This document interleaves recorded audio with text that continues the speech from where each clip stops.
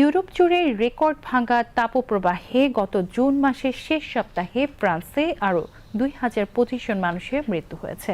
ফ্রান্সের স্বাস্থ্যমন্ত্রী জানান, জুন মাসের শেষ সপ্তাহে মৃত্যুহার এর আগের সপ্তাহের তুলনায় ২৯% বেড়েছে। বিশেষ করে ৪৫ বছরের বেশি বয়সীদের মধ্যে মৃত্যুর হার বেড়েছে। আবহাওয়াবিদরা সতর্ক করে বলেছেন, আগামী কয়েকদিনে ইউরোপে আরও চরম তাপমাত্রা দেখা দিতে পারে।